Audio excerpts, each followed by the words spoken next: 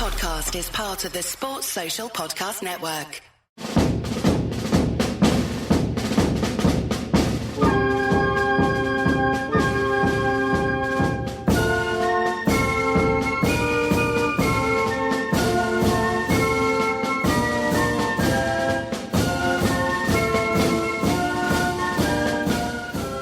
Hello and welcome to Away the Podcast, the official podcast from the team at Roker Report.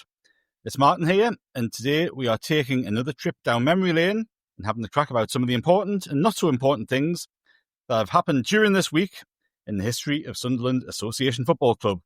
And today we're going right to the sharp end of the season, so we've got three massive games in Sunderland history for you. And joining me, first of all, is Chris Wynn. How are you, mate? I'm good, thank you. And in the backdrop of what we're going through at the moment, I'm very much looking forward to getting into some successful playoff history, because there hasn't been much, so I'm looking forward to talking about some. Well, there's a couple of good ones there, isn't it, to get into. Also with us today is a walking, talking encyclopedia of Sunderland knowledge, Andrew Smithson. Hello, Martin. Yes, thank you. Walking, talking encyclopedia. Yeah.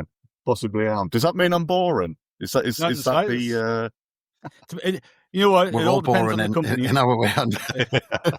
It all depends on the company you keep, I think, doesn't it? Yeah. Yes. But yes, I was just going to say, ready to go. I've had my Weetabix, so keen to get stuck into it. Good man. And finally, it's a king of the one-liner, Kelvin Beattie. Good morning, mate. Morning, Martin. Morning, chaps. How are we this morning? Yeah, no, all good here, and looking forward to getting stuck into these exciting fixtures. Lots and lots of talking points in these ones.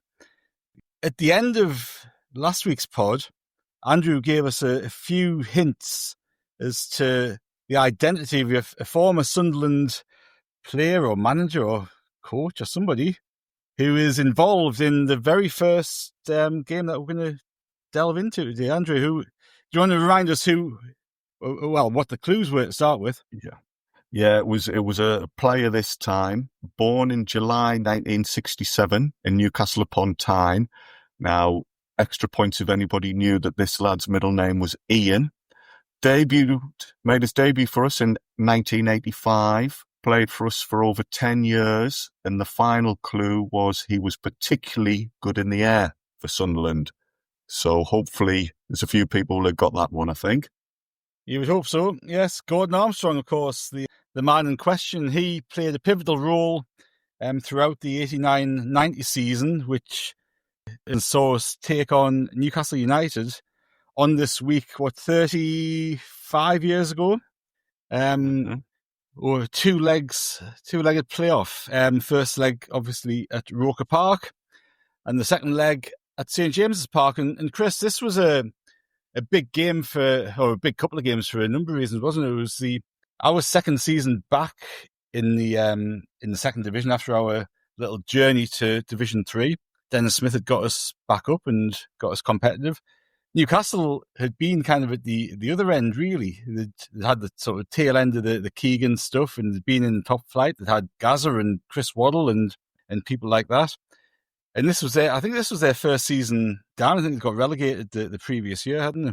So you had these two, giants of obviously Northeast football, completely different things going on. We were sort of trying to get back up there. Newcastle had dipped back down and spent a lot of money, had a good lineup of aging players, I guess, but it was a big season for both clubs, wasn't it? Yeah, you could say that again when you said it was two big games at the end of the season.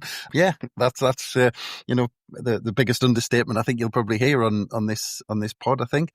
But yeah, and actually you can throw Middlesbrough in there as well, because Middlesbrough came down with Newcastle. That's so right. All three clubs were in Division 2 that season. And actually, just aside, Middlesbrough just survived relegation to the third tier. So they nearly had back-to-back relegations that season. Just on Gordon Armstrong in 89-90, 59 appearances.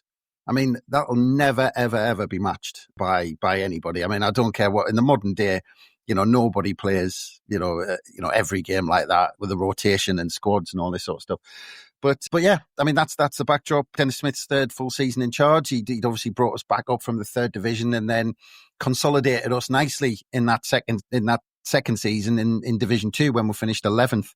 And that season was a bit of a roller coaster. At times we flirted with, getting dragged into the fight at the bottom. And at times we nearly kind of threatened the playoffs. But this second season, I think there was obviously pressure on Dennis Smith to kind of do better, which is weird when you look back because we'd just come up from, Division 3 or what was Division 3. And because of where we'd come from, I think there was a lot of pressure to get back into the top flight. And if you look at the kind of the path of this season, we'd always, from the very beginning, we'd been up there. I mean, we started winning, we won 3 of the first 5 and then kind of got straight up there. And after that, I think we only dropped out of the playoffs in mid-March. So we had to then go on a good run, which we did. I think beginning with really that Kieran Brady game against West Ham. And we went on a cracking run, won 4 on the bounce in March and April. And then kind of won enough in the end to make the playoffs. But if you look on the final day, I think people were kind of sweating, and I think the kind of biggest people who were sweating was probably the Football Association. Because you look on the final day, we were at home to Oldham Athletic, who were a good side then under Joe Royle, and Newcastle were, I think, at Middlesbrough. Oh, they must have been if we were at home, of course. And the league table beforehand, Newcastle could have actually went up automatically. They were only 2 points behind Sheffield United and Leeds. And there was quite a big gap. There was a 6-point gap to us in 4th. And then there was Swindon Town and Blackburn a point behind us. So we'd already made the playoffs on the last day. There was that 5-point gap. But Newcastle could have made it. And they ended up getting beat at Middlesbrough. They got stuffed, I think, 4-1. And we got beat at Oldham, against Oldham at Roker Park, which meant, at the beginning of the day, that we would have been playing Blackburn if things stayed the same, and Newcastle would have had Swindon. Sorry, Newcastle would have had Blackburn and we would have had Swindon in the semi-finals. That's right. But as it swapped around on the final day, we ended up finishing 6th, which I don't know if the Football Association thought was better because then it avoided a potential clash at Wembley. Because, I mean, before we get into it, I mean, Martin, I'll throw it back to you for a second because, I mean, it's worth talking about. Imagine that kind of, well, I'm going to say chaos if Sunderland met Newcastle at Wembley. Because remember as well, because the playoffs were quite a new thing. They came in the late 80s when, I think it was the first year or it might have been the second year when we got beat off Gillingham. So they were quite a new thing. People didn't really like them. They're getting used to them. This was the first season where the finals were going to be at Wembley. And the FA were sweating that they'd organised this big thing at Wembley, and there was a potential that Sunderland were going to meet Newcastle, and they were going to have basically it was going to be a war on Wembley Way, wasn't it? You just can't imagine what it would be like, can you? The amount of people. You wonder actually if they would have moved the game because it wasn't such a thing that was established at Wembley. As I say, I think that had the final been 2 legs previously, I think it might have been a 2-legged final home and away. Yeah, because they changed it, didn't they, to match this format where it was the final at Wembley. And this was the first year that they did that because they made a big thing of it. Because I think Neil Warnock's Notts County, I think, was one of the sides that made it. But yeah, I mean, going into the first leg, as always, lads, you'll not be surprised that there was the kind of allocation of tickets was controversial. I mean, it's an age-old story at Sunderland, isn't it, when it's allocating tickets for big games. There was criticism. The decision to sell tickets to those who were able to collect a voucher on the last league game of the season against Oldham. I don't know what it is with Sunderland and voucher systems, but we always seem to go down that route. And there was 4,000 Newcastle fans allocated to be there, of course, in the Roker End. So they had a massive allocation that day. And Newcastle squad went away to Ireland to get away from the noise. And I think Sunderland squad went to Mallorca at some point, which I'm sure later on they said that was a bit of a mistake, but maybe before the Swindon game. But just as an aside, just because I've got them here, the bookmakers made Newcastle 2-1 favourites to go through and win the playoffs. Swindon were next at 5-2. Blackburn were 11-4. We were the actual outsiders to win the playoffs at 7-2. And you'll not be surprised either that the first leg was a 12 noon kickoff to stop everyone having a drink. And this was back in the days where pubs couldn't get the licenses to open at 9 o'clock in the morning and all that sort of stuff for a big fry up and a pint of Guinness and all that. So, and just because it's relevant for later on, Colin Pascoe had been out injured and we were trying to kind of rush him back on the left-hand side. Gary Bennett returned back from injury. And just a quick couple of notes as well before we get into the game that amazingly, we're talking about tickets and allocation of vouchers. There were still some tickets available on the game because I think people were so worried about trouble and kind of avoiding it and things like that. So the build-up had been so much to the game that actually members could buy tickets on the day itself, which was odd. And then I was going back through the archives as well. Another little tidbit I read up was that moment before kickoff, the cameras were aimed at the main stand, and John Hall made his first appearance as Newcastle owner. He'd had a 2-year battle wrestling kind of control of the club from Gordon McKeague, and he was up there in the main stand, not as a Sunderland supporter as he had been in the past, by the way. I'll just put that one out there. He was actually running Newcastle at this point. So, but the game itself, I think, it's probably been said before about derbies, but 4 shots on target and 38 fouls is basically the story of the game, which tells its story of Newcastle Sunderland derbies, really, doesn't it? There were few highlights until the last minute, Martin, and I'll kind of throw it back to you. Yeah, well, I think the last minute is something that we probably all remember quite vividly, isn't it?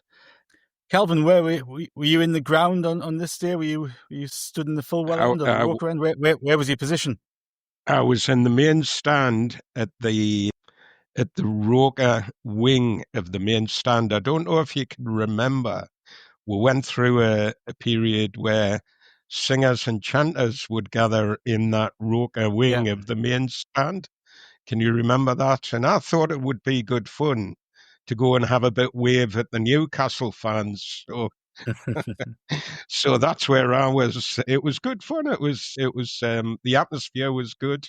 The banter was canny. And yeah, that's where I watched that game. The following season when we went up, me and my dad got season tickets in that end of the ground. We'd been standing in the paddocks, in the main stand, paddock stand towards the full well end prior to that. But when we got up, which obviously spoiler alert, we go up, we got season tickets up in that bit that you were talking about. And the rivalry, I know we touched upon the sort of Newcastle-Sunderland rivalry to a little bit of an extent in the last one of these that we did, Kelvin. But is it memory playing tricks on me? The rivalry didn't seem to be as vicious, the right word? Or I know it just seemed to be different. Even in the late 80s, early 90s, there seemed to be a different sort of rivalry. Even I was at school at the time. Every now and again, some of my mates who were mags have, they go every week to Newcastle. If Newcastle were away, they'd sometimes come watch Sunderland with me. And I'd, 2 or 3 occasions I went down to St. James's Park with them just because Sunderland were away and I wanted to watch some football. I just don't think people would do that now. I think one of the things I remember about that period was if one or the other team was no threat to the other, if we were in different divisions, I think you're right. I think there was the intensity levels had definitely upped in that rivalry. But if one or the other was no threat, then it did seem a little less intense. And I definitely had friends. I had friends, Newcastle fans, who were in the Roker end. And, we spent the first 10 minutes of the game waving at each other,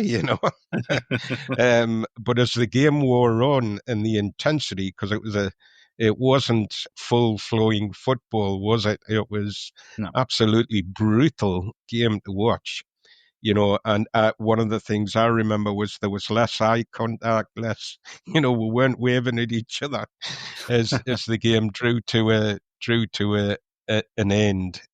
So yeah, there was something. I think it's definitely that rivalry has definitely hardened and gotten worse as time has gone on. I do feel that. I think all stadiums have cut down on some of the nonsense inside grounds, but there's still, for me, there's still an edge that can still be a nasty edge to some of them games. And I always throw this in when you're traveling from the north and when you're traveling alongside these lads, Newcastle fans, we were coming to the game. My brother used to live in Wide Open, and I picked him up for this game. and your bugger were just popped out onto the A1, and geez, we were. I was like, sit there, we young, and get them scarves out the back of the. I'd hide me scarf on the back on the parcel shelf. I says, get that scarf off there. Look at these nutters coming on the bus and in the cars and stuff. So, I think the rivalry, it's a shame. It's a shame. The banter can be great if you've got mates that are Newcastle fans. Some of the crack and banter is brilliant, but we'll lose it on match days. I have my brother's a Newcastle fan. One of my brothers is a Newcastle fan, and over the years we've learned not to speak to each other we don't speak in the week preceding derby games, and we don't speak afterwards. Even when we win, which we seem to do a hell of a lot recently, I just don't speak to him. I don't put him under. I have a bit of mercy on him, shall we say? And even though we've said that about the rivalry, it's still a very fierce rivalry back in these days, isn't it? And as Chris said, the kickoff time for this one was 12 noon. I think the two league games both been 12 noon. Both of them had been very tight encounters, 0-0 at Roker Park, 1-1 at St James's Park. I remember we got in the away end at St James's Park in the Leazes stand. It was me, mum and dad, my granddad. That's right. And we all went down to watch the game at St James's Park. You had the coppers frisking you when you went in. So I think my dad went in first. The copper frisked him down. My granddad went in next. I went in next. Copper frisked me down. My mum went in, and the policewoman came over and said, "I'll take you." And she goes, "No, I want him." Which, if my mum's listening to this, sorry, mum. But yes, that did happen. But going back to the match, because we'd only made two signings in that season, early in the season. Paul Hardyman had arrived from Portsmouth for, I think it was a tribunal set fee of 130 odd grand, wasn't it? You don't really get tribunal set fees anymore. And Paul Bracewell had signed permanently after a month's loan from Everton, coming back for a second spell. But going back to Chris's original point, Andrew, the last minute of the game, it all erupts, isn't it? Yeah, to put it mildly, you've mentioned Paul Hardyman there, and he was a defender, but usually really reliable with a penalty. Unfortunately, this time I can't actually remember how the penalty was awarded. What was the incident? Was Marco brought down by Roy Aitken? It was never a penalty. It was never a penalty. No, it was a bit dubious, wasn't it? The bizarre thing was it came from Newcastle almost scoring because Mark McGee knocked it past Tony Norman and then had a shot that Gary Bennett basically had a last-ditch tackle like a yard out. And then we broke and Marco Gabbiadini picked the ball up just inside their half and did what he always does. Me and Martin have talked about this at length, the way Marco used to pick the ball up from deep. And if you think about strikers now, he picked up the ball from deep so often and just ran he just ran towards the goal. Didn't really care about what was going on around him. He just went, well, the goal's over there. I need to be over there. And he just used to take the ball in the direction of the goal. And it was about as simple as you get. But he used to make defenders make tackles like this because he used to charge full pelt inside the box. And how many times did he get brought down like this? But as I said to start with, I mean, it was Vic Callow referee, just because referees are going to be important as we get through this. But it was never. I mean, we can say this now because it's 30 years later or whatever, but never a penalty. That's not the rule, Chris. Whenever I get asked, whenever the kids ask me, I'm like, no, if the Sunderland player goes down in the box, it's a penalty. So, yeah, no, you're right that my image of Marco is, and particularly on the TV, the camera would be at the top of the clock stand and it would have to kind of tilt down towards the touchline. And yeah, Marco would just race down the line, cut inside, either get a foul, get a shot off. And yeah, obviously it was a clear foul on this occasion. No doubt in my mind, even if Chris might not agree. But yeah, the referee gave it. Paul Hardyman, usually you'd put your house on him scoring, and He did hit the target. He's brought a save out of John Burridge, and there was a rebound that was contested, shall we say. Paul Hardyman, I think, maybe perhaps a touch of frustration. It's a big occasion. He's gone in for the rebound. Burridge has managed to gather it up, and Hardyman's just that fraction of a second too late, bless him, to get the ball. So he connected with Burridge's head instead. So, similar. It's very, they look very similar in the heat of the moment, I'm sure. Well, after the game, Paul Hardyman did say, I've watched the video of the incident so many times. I still say that I have kicked the ball when I went in for the rebound. I had to go for it. I was committed and would never have forgiven myself if I hadn't. I have not really caught him. He's right in that sense, though. Had he not made an attempt to go for the rebound, he would have got dog's abuse. As it is, he's gone for it. We'll discuss the second leg later.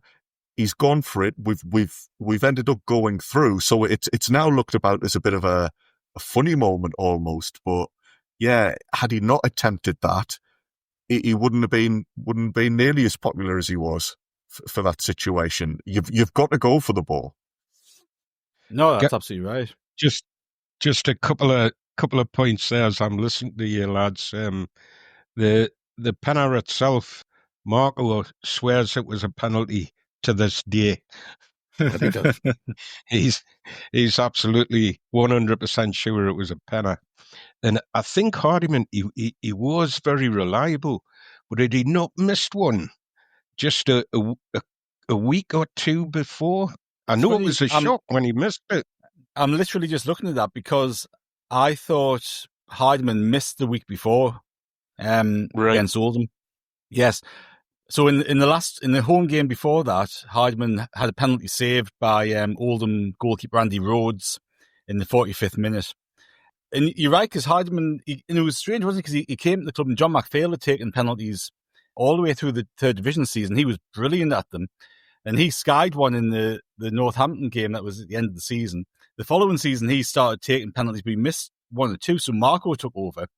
And Marco, for as good as he is, wasn't a very good penalty taker at all. And he missed that one, remember, against Ipswich, where he put the rebound in, he punched the defender to celebrate and got a red card after scoring his hat-trick. Hardyman had been brilliant at penalties all season, but the penalties he'd been brilliant at, he struck them really hard in the top corner. And I've got a feeling this Oldham one was a low penalty, and this one too against Newcastle was low down in Burridge's right, wasn't it? So it was kind of a strange. I don't know why he changed. Whether he thought people had been watching him take penalties, so he had to change his run up or his style. But like the way Hardyman was striking penalties earlier in that season, 3 goalkeepers weren't going to save him because he was just powering them in the top corner. So we obviously took a point. It's like that. It's like the anecdote that you always tell, Chris, isn't it, about the player in the cup game saying they're happy with a point. Yeah.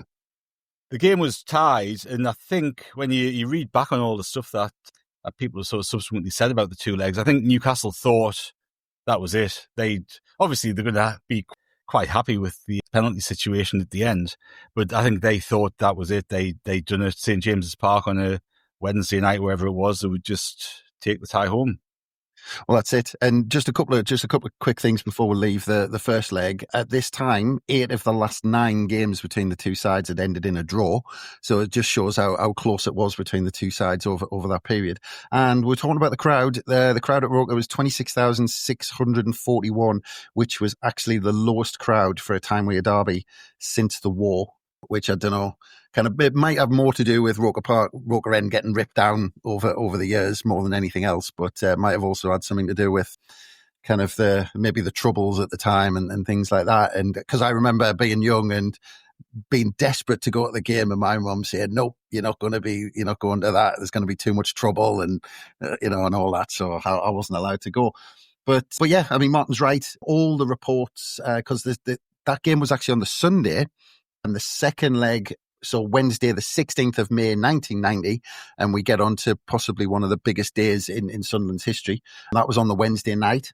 And as Martin said, in the newspapers, all the reports were saying that Newcastle were basically through. It was Newcastle's to lose. Interestingly, Dennis Smith was doing the opposite, and he was saying all the pressure was on Newcastle. He said all the pressure was off Sunderland. He was like, well, we've got nothing to lose now, all of that. Or everybody predicting a Newcastle win that they'd go and finish it off. But, and here's where we get into Dennis Smith's kind of psychology, which is bizarre ahead of this second leg, where you've got Colin Pascoe injured, so he's struggling on the left-hand side. He had Paul Hardyman on the left of midfield and Ruben Agboola at left back in that first leg. And in this game, so you go, right, well, now he's really struggling on the left-hand side, but he's got two young players there. He's got Kieran Brady, who absolutely tore West Ham apart. And I think he scored at, I want to say, Bradford as well. So Sheffield United. Yep. So in March, April, Kieran Brady was absolutely flying. And he was on the bench as well at Roker Park for the first leg. So everyone would think, right, well, Kieran Brady straight in on that left-hand side. He's also got Brian Atkinson, who'd been fantastic during that season. And he won Barclays Young Eagle Awards during that season. And he was a cracking young player coming through. So he's got those two options. Now, what Dennis Smith did was turn to a young lad called Warren Hawke, who his only appearance of the season was the first day of the season away to Swindon Town, and he hadn't been seen since. And then you get this second leg, biggest game of the season, potentially biggest derby in the history of the two clubs, and he throws him in. And I was lucky enough to do a podcast with Dennis Smith, and I asked him about this because it's on paper it's absolutely nuts that he went to Warren Hawke to play on the left hand side, and he basically just said, "Well, I spoke to the lad in training during the week and said, are you up for it?" And he went, "Yeah," and he went, "That was it." And that was the whole thing. And he basically said his thinking was Warren Hawke can run. And he said, I just want people to be able to run and tackle and harry and not stop and just be busy for the whole game. And that was it. But it was absolutely kind of crazy when he made that decision based on that, when everyone just assumed Kieran Brady would be in there. So on the Wednesday night itself, of course, we're nearing summer in the northeast, so it's absolutely chucking it down and freezing cold, which you won't be surprised.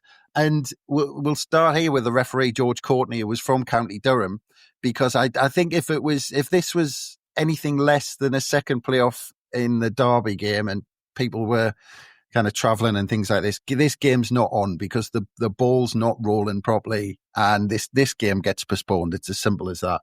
A bit like the Terry Butcher one in '93, when people had snorkels on and all that, and so, but yeah, but unbelievably, we talk about all this pressure, Newcastle and all this. Only 13 minutes in, John Kay throw in down the line to Marco, who loops it over his head. Gary Hours does what Gary Hours always did, kind of charging forward, making those runs, and he did this kind of scissor kick to the near post, and there was Eric Gates. And me and Martin, and I'm sure me and Martin's talked about this, where I think there was a Christmas card the year after that had this Eric Gates finishing it off. I think it was a Marco. It was a Marco. The Marco one, was it? The Christmas card with the autographs on. Because I've got there's a brilliant picture of Eric Gates putting the ball in the back of the net, and I've just got that image seared into my head at the near post. But 13 minutes in, and they're celebrating right in front of the Newcastle fans. Gary Hours is giving it some to the Newcastle fans. But, I mean, an absolutely fantastic start. I mean, unbelievable. All the pressure. But 13 minutes in, you assume that kind of takes all the pressure off, don't you? You'd think so. You'd hope so, wouldn't you? And it certainly kind of puts Newcastle back in the place in that context of the game. Eric Gates is an interesting one, isn't he, Andrew? Because this was obviously at the very tail end of his Sunderland career. I think obviously he played the next game at Wembley, and that was it. He joined Carlisle on a free after that. But he'd actually been really close to signing for Newcastle in 85 before he joined Sunderland. I think Jack Charlton had wanted him at Newcastle, and I think he thought he'd got Eric Gates over the line, and Alan Kennedy as well. And Laurie McMenemy had come in and got Eric Gates to come down to the second division with Sunderland. But he didn't have the best of times, really, at Sunderland until Dennis Smith came in, really, did he? No, you're right. I hadn't actually realised that. I knew about Kennedy being snatched away from Newcastle. I hadn't realised that about Gates. But yeah, at first he struggled. I think there was a time when Smith came in and I think he fancied Gabbiadini up alongside Keith Burchin. And then a lad we mentioned last week, there was a period the season after where Billy Whitehurst was preferred over Gates. So there was this long period where he wasn't hitting the heights. But then when he did get a regular start alongside Gabbiadini, the pair of them have just hit it off, this telepathic relationship. Although one thing that I often forget, Chris has mentioned the goal there and the celebrations. I don't think Gates had scored for a few months, had he? I think 5 he might months. have had was it 5? Yeah. Well, yeah. I mean, that's some sort of goal drought. And if that was a striker who wasn't contributing in other areas, he's getting dropped. But if between him and Gabbiadini, if they're getting goals as a pair, I suppose it doesn't really matter whether it's Gates' his name on the score sheet or not. But yes, he had that period at the start where he couldn't get consistency, and then towards the end, his role for the team's quite different from the looks of it. Gates and Gabbiadini, Kelvin, where do they sit on your sort of list of partnerships? Because they had something special between them, didn't they? Marvellous. I think Gates would talk about the G4s, and they were marvellous. Gates, he just seemed to be, he was a clever player, Eric Gates.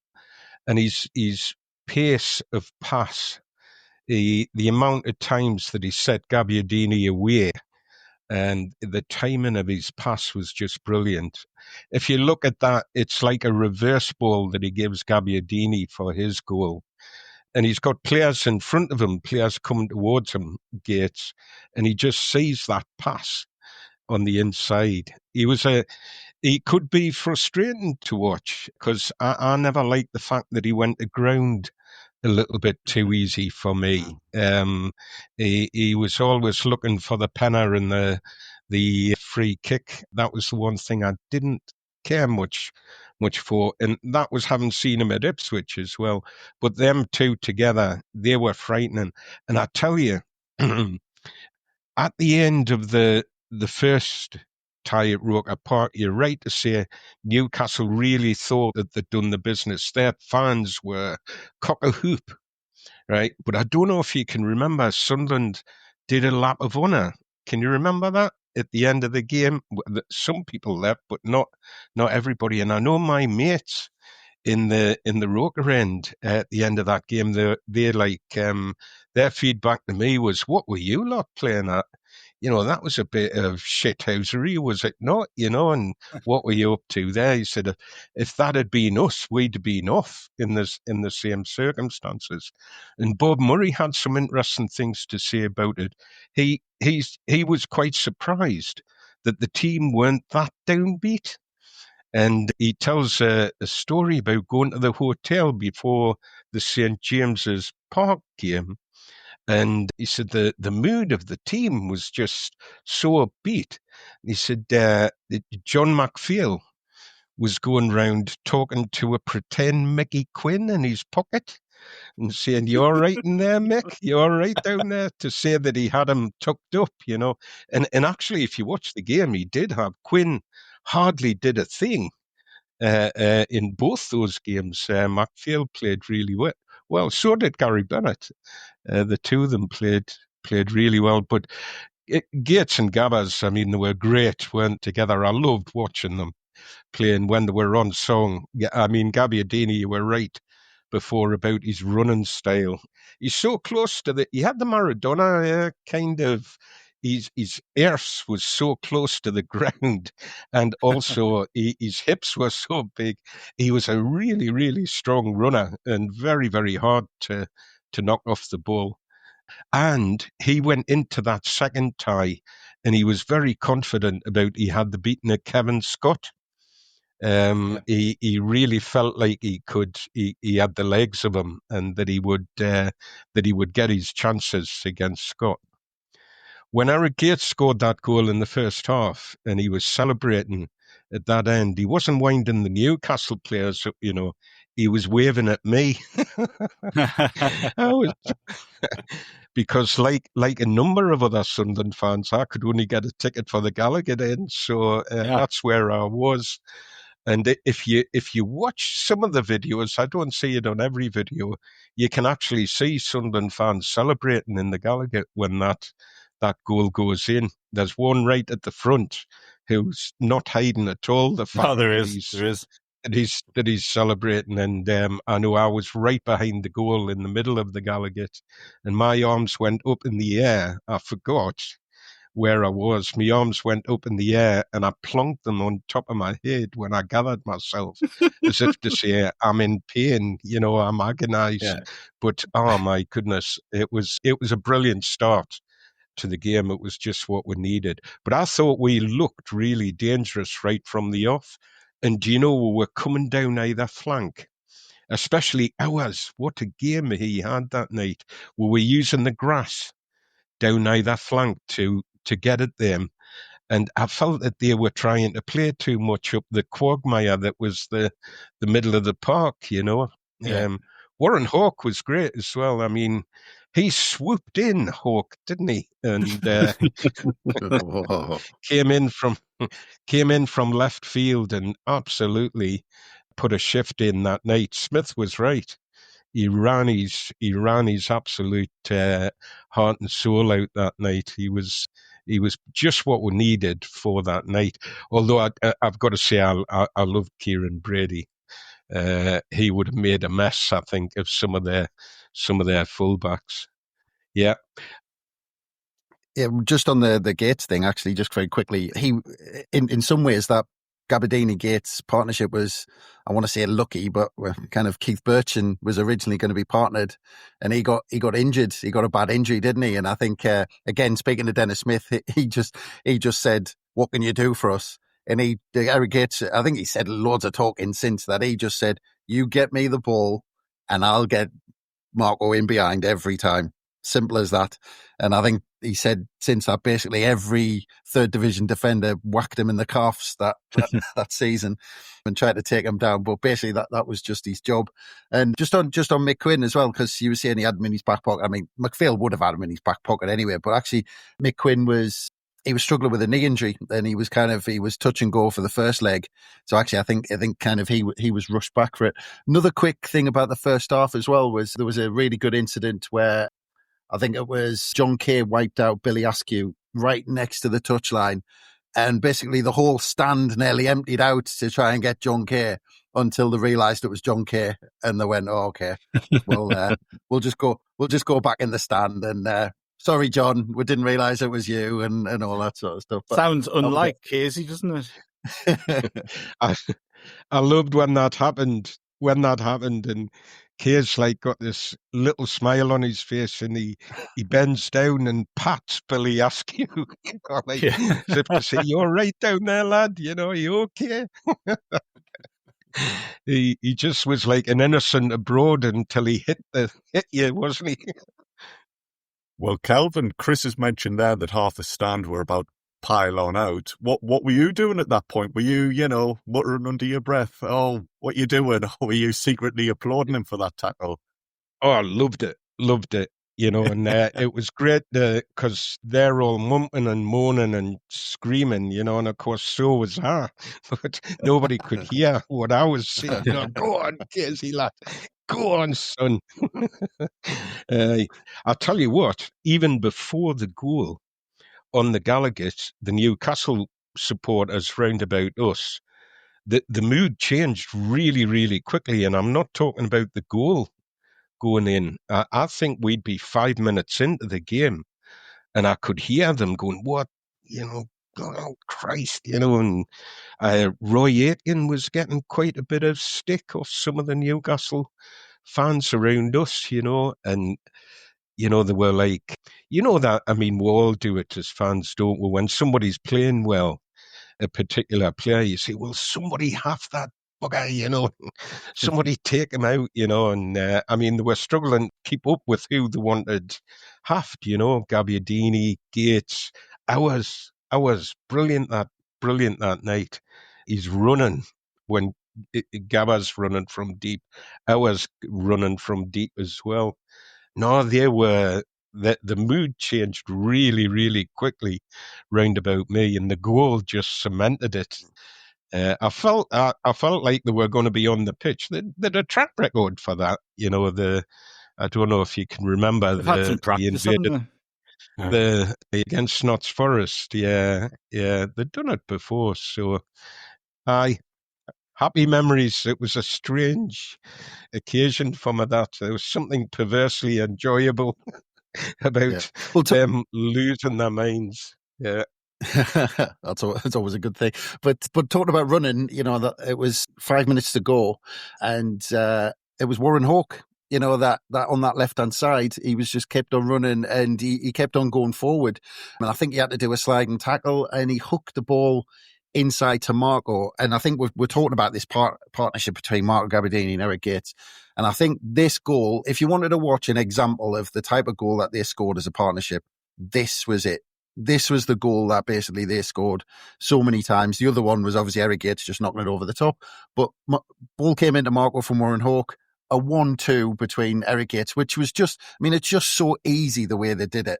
It just looked so simple, the football. And then Gates slid the ball through to Marco, and Marco didn't have to check his stride. He didn't have to make a touch. His first touch was the shot right across John Burridge to put us 2-up to probably one of the kind of most famous moments in the club's history. And then afterwards, Kelvin started the charge from the Gallowgate. He was he went, "Come on, lads, follow me." And the Newcastle fans charged on the pitch in an attempt to get the game abandoned. And at this point, everything's said afterwards with Dennis Smith, but the main thing was George Courtney, the referee. We mentioned the referee before, and he was the one who got the players in, and basically just because I think a lot of Newcastle kind of officials and things, we'll have to play it again, we'll have to replay it, and blah blah blah. And he said, "I don't care if we stay till midnight, we're finishing this game. Even if we have to empty the stadium or whatever, we're finishing this game." And he, proper strong referee, just said, "Don't care what's happening, this game is getting finished." There was only a couple of minutes to go, and the police had to get the horses on to get Kelvin off. And once they got all the crowd back into the stand, that basically it was interesting because after that, both teams knew it was done. You could tell by the way the game was petering out after that there. And the only issue was, I think, the Sunderland players who were over the far side, you could tell were crapping themselves because they were basically the only thing they were doing was watching the referee. Every time he put the whistle in his mouth, they were ready to charge over to the sideline. But I suppose at this point, Kelvin, I suppose we've got to put it back to you. Because you were in that end and it emptied. What did you think when people started spilling out? Were you like, either go again? Yeah, there was an element of that. Here we go again. I think, I had a slight concern given the history there that, the ref might not re-emerge the team. I was going to say it was the fastest Ruben Agbula ran all night behind the final whistle. He was passing boys that were playing on the right to get into that changing room. But no, I had a slight concern, a nagging concern, the longer it went on, because it was about 20 minutes, I think, 18 minutes, where I think it was timed at the interruption. But some of them lads that had been on the pitch, they were coming back into the stand and walking out the back of the Gallowgate. They weren't stopping. They'd lost their head and onto the pitch, off the pitch, and away for a beer around the city centre to wreck the town. Probably, that's what they do when they get beaten big games. I thought it was a sign that they'd lost. This game's done. We've won it. The only slight issue was would the game be finishing? Fair play to George Courtney, who I believe was gifted a ticket for the final, for the playoff final from Bob Murray. Sent him a ticket for the playoff. I'm joking. Hey, you would never know, would you?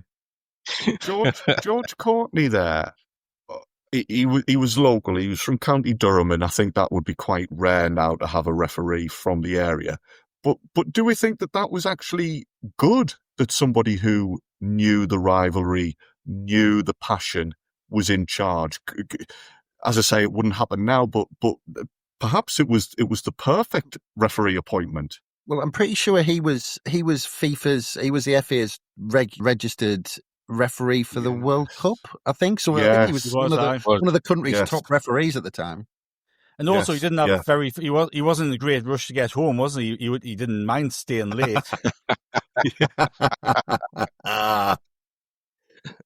He actually did a really good job that night. It wasn't just the pitch invasion. I thought he refereed the game quite well. The weather, the pitch, players going off their feet. I thought he did a really sensible job. John Kay's foul on Billy Askew. I mean, John Kay today would get sent off for that foul today. Get arrested for that today. Yeah. He'd still be smiling, Kay, though, Aye. Yeah. It was controversial looking back on it more, Andrew. I felt at the time it just seemed like the logical thing to do. And he was a very highly regarded referee. George Courtney, he was very highly regarded. Spennymoor, I think he lived, wasn't it? That's right. But I don't think though, Andrew, that necessarily the Newcastle fans could say that after the game they could go, the referee did something either way. True. Oh no, I'm not suggesting there was. It's just it's not something you'd see. Just going back to there, you're talking about John Kay getting arrested. Can you imagine? You're in a cell, you've had a couple of drinks after the game, you're gutted, you've lost, you've run on the pitch, so you've had a couple of drinks. You then get thrown into a police cell, and who's sat opposite you? John Kay. I mean, that would have topped off a pretty bad night for some poor Newcastle fan. God, yeah. Before the second goal, just to say Tony Norman's role that night, before the second goal, I mean, McGee hit the post before we scored our first goal. And that was, I mean, for me, apart from a couple of scrambles in the box, Tony Norman made a great stop from, I think it was Roy Aitken, hammered a shot in on goal, and he saved it with his legs. He was a very, very good keeper, Tony Norman, wasn't he? He was good. I always felt he was really good under pressure. And he was great over those two legs, but especially good that night. I felt probably probably conversation for another time, Martin, because I know you want to move on. But I always think Tony Norman's one of the most underrated keepers Sunderland have had. No, he's superb, wasn't he? Apart from when we played Sheffield Wednesday, but apart from that. Right. You have to bring up that one, don't you? every goal he's got mistaken. And the one against Peterborough, and the one against Aston Villa. We're all big fans of Tony Norman. Massive Tony Norman, absolutely massive, superb goalkeeper. And look, as we've kind of managed to piece together, Marco's goal made it 2-0. Pitch invasion, George Courtney brings him off. I don't think he had any other option but to stay there, as he said, was staying here all night. I don't think he could have done any different, really, even if everyone had left and he got them back out at 3:00 in the morning, because they needed to finish that fixture. Because if he isn't able to finish that fixture, who knows what would happen? Thered be some deliberation in the FA, another headache for the FA to consider. They didn't have Sunderland and Newcastle playing at Wembley, but that would be another headache to resolve, wouldn't it? Just very quickly as well, that this was all in the backdrop of the 36 serious allegations of fraud that was facing Swindon Town. So actually there was a hint that both sides potentially knew that winning this tie would gain them promotion, which was a strange situation. Slightly related footnote to this, I was reading a newspaper reporting from this game. And after the game, Eric Yates and Colin Pascoe had revealed that they had a £10 bet at 8-1 on Sunderland to win 2-0. So both of them were very happy and were wishing they'd put in a little bit more. So, not exactly going into the realms of illegal payments, but, it still probably wouldn't be allowed. But of course, there's been plenty of big games on this week in Sunderland's history. In 1984, Len Ashurst's team stayed up with a 2-0 win at Leicester. And two interesting goal scorers there. Brian Pop Robson scored our second, I think, Andrew, that day to make him the oldest scorer in the club's history. Is that still fact? Yes. As far as I'm aware, I think so. I think you're right. He had a couple of spells with us, and was that his second or was that his third? But yes, I think you're right, Martin. I think that does still stand. Not gonna change anytime soon, given how young our side is these days. Well, that's right. Unless Jermaine Defoe comes back for a third spell. The other goal scorer that day, can anybody remember who that one was? But had Lee Chapman left? That's the one. Lee Chapman got the other goal in that game, and he's always one of those players. I just missed him as a sport. But he's always one of those players where you think he should have been a really, really good Sunderland centre forward. And whatever happened to Kelvin, you'll have seen him ply as trade at Roker Park for that brief spell. Saw him play for quite a few teams against us as well. I mean, how often do we say this? He looked great when he came to play against us. But the lad, there was something, wasn't there? I didn't know whether there was something, whether he wasn't settled. We just never got the best out of him, did we?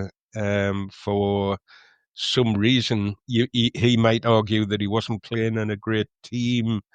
It was frustrating because I think there was a lot of goodwill towards him when we bought him, and we spent a bit of money on him as well, didn't we? It was a bit of a stretch when we bought him. And I can remember at that point, I think it was my first marriage, and my first wife had been with us a couple of times, and she thought he was a great player. But I'm not sure what she was looking at. I think she thought he was a really good looking lad. That's what I used to think. And he was quite a handsome chap, but never quite did it with.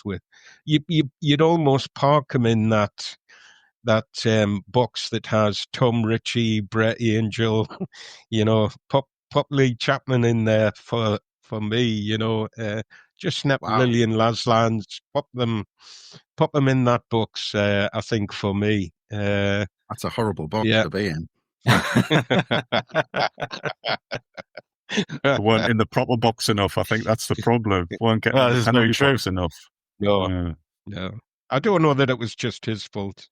Torrey Andre Flo would be in that box as well. Hey, it's going to be 3 hours long. This if we keep naming that. Let's not. Hey, that's a pod in itself. I think isn't it? Another podcast for another time. I think. Also on the 12th of May in 1980, we beat West Ham 2-0 to clinch promotion to the top flight. Kevin Arnott and Stan Cummins getting the goals there. Well, on the 13th of May, there's been a couple of important games played. The 2-0 win over Luton, where Ahmad scored that belter in the playoffs, was on the 13th, and also was the last ever game at Roker Park versus Liverpool. In that end of season game after we'd been relegated to see the old ground off. We'll go into Roker Park, I'm sure, on another occasion as a sort of big feature, but very quickly, can anybody remember who played in goal for Sunderland in that game against Liverpool? Chris Woods. Chris Woods. The only ever appearance for Sunderland. I think one of the notable things of that game, if you remember, pretty much every ball that got kicked out into the crowd disappeared because everybody wanted the ball from the last game at Roker Park. There must be about 100 people have the last ball from Roker Park. Can you remember on the sideline, Bobby Saxton got pissed off with it and he ended up just booting balls into the crowd from the touchline? I believe they're still looking for a couple of ball boys as well from that game.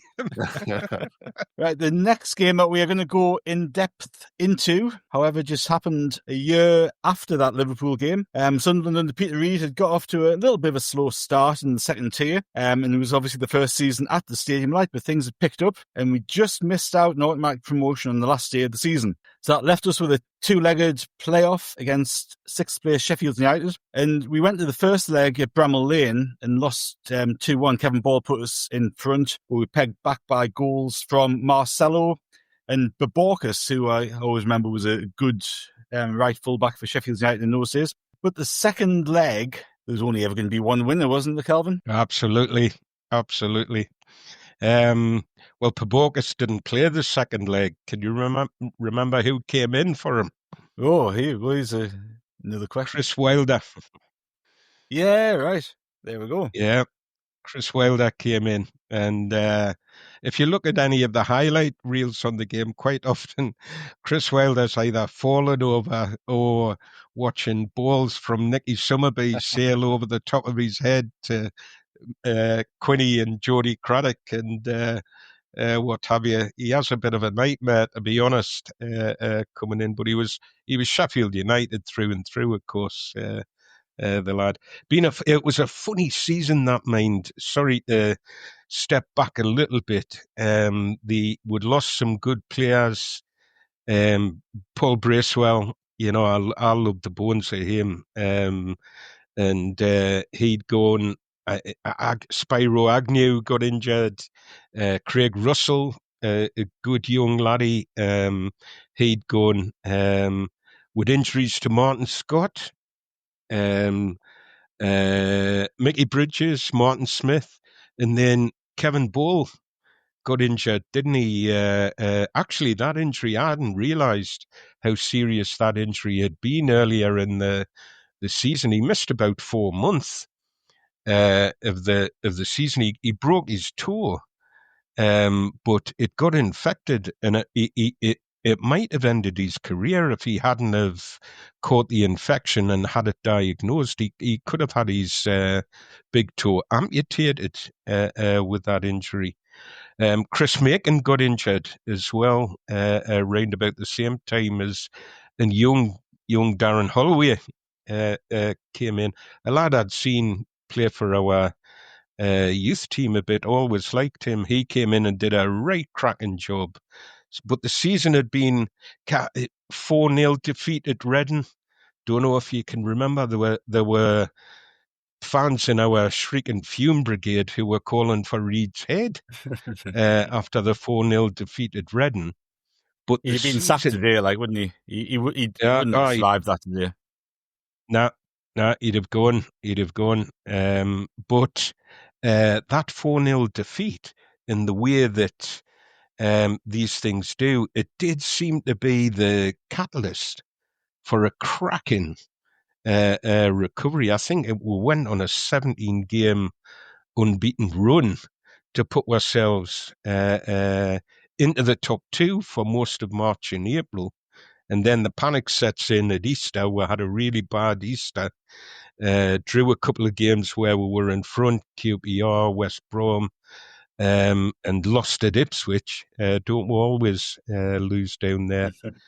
And went out of the top two on the last game of the season.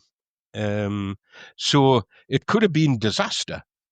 It might have been that the fans would have taken it that way, but actually there did seem to be momentum was building, and the Sheffield United away game, I thought Kevin Ball he'd come back.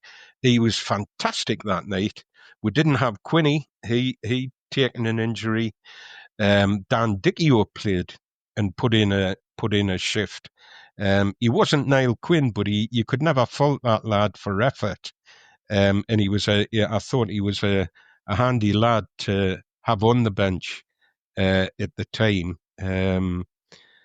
The Sheffield United had finished 16 points behind us as well going into that playoff. So I guess we did there was sort of a feeling of, man, 16 points behind us, these playoffs. But the playoffs are great. I love them.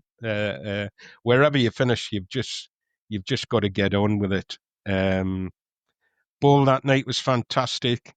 I was reading Bob Murray's book the other day, and he'd said to Ball on the way home, he came home on the team bus after the Sheffield United Bramall Lane tie, and he told Ball to get the players' suits for Wembley.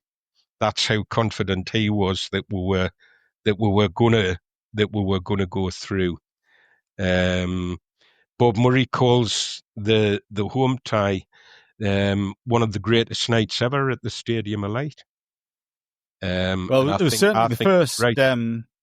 It was certainly the first sort of great night at the Stadium of Light, wasn't it? And I think we kind of touched upon it last week, didn't we, when we were talking? But the atmosphere in the ground on that night was just something else. It was just whether it was. I'm not even sure what it was, and you look at the whole season and the buoyancy that everybody felt going into the playoffs, and as you say, it would be dead easy to be down in the dumps after missing out on promotion for the last day of the season.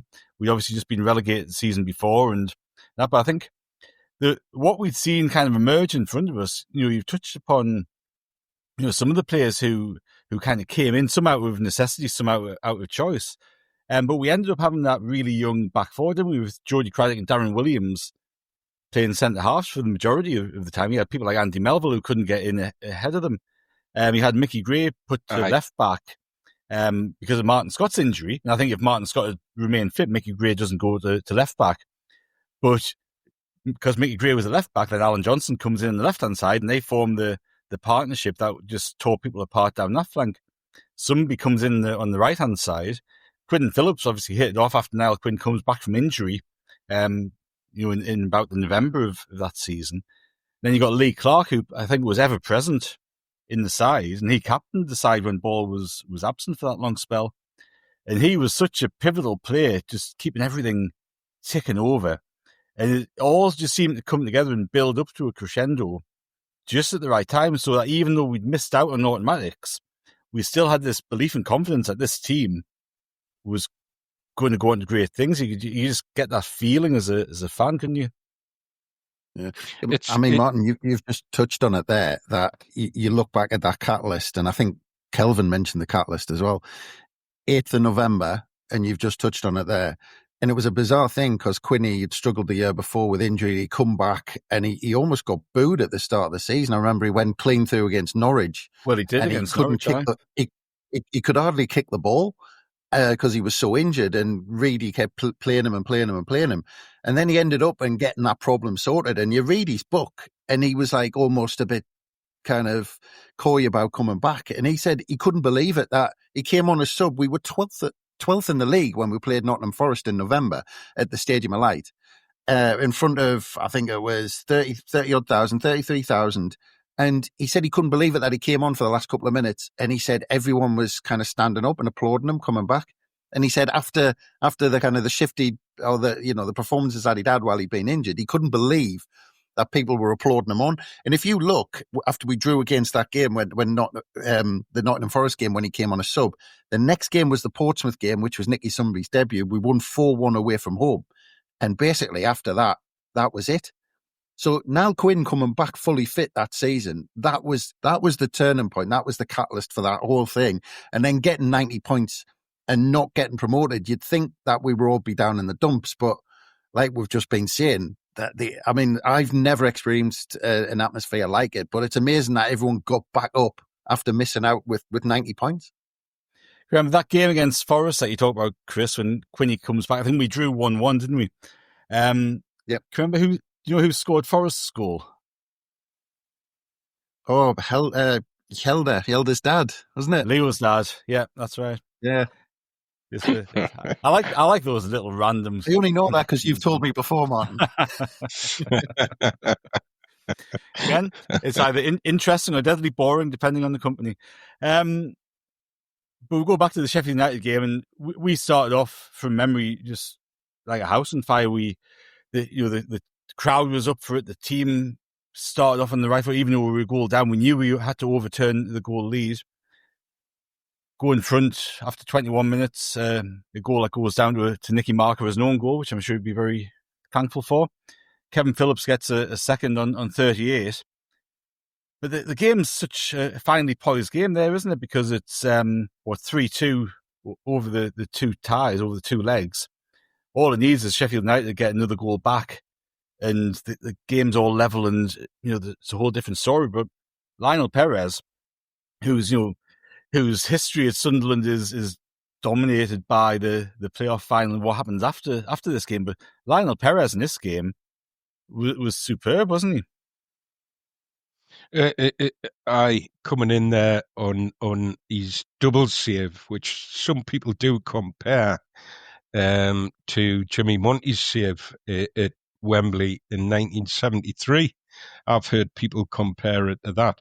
It's a smashing save, though, because the first shot was hard enough. I mean, that was a good enough save, but he was up, and it was Dean Saunders, I think, coming in at the corner, and that lad could put the ball in the back of the net. He was a good finisher, Saunders, and Perez he's up in a flash from making a really good save at a crucial moment, because Sheffield United were coming back into the game. We definitely had the first half. We had about 15 minutes of the second half, and then there was a little bit of tension round the ground, I think, when they started coming back. Chris Wilder, of all people, had a 25-yard smack that Perez saved. And then that double save was just, I mean, the noise, I remember when you're on about Quinny getting rapturous applause from the crowd, the noise for Perez that night after that save was fantastic. It was a really, really good save. I'd certainly put it in my top 5 saves that I've seen a variety of goalkeepers made. He was a great shot stopper, Perez. We've had a few of them as goalkeepers, great shot stoppers, but don't cross. Somebody else needs to deal with the crosses. He was a bit wild with the crosses, I thought. The other thing was, before we scored, I thought Reid sent the team out to attack that night. He said he was going to. He didn't hide that fact. And he sent the team out to attack.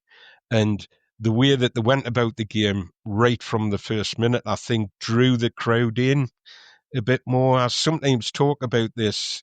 It's hard to put your finger on it. It's almost symbiotic, though. The more the team does stuff, the crowd respond. The team goes. Yeah. It's a very, very it's a powerful dynamic when you're sitting in the middle of it.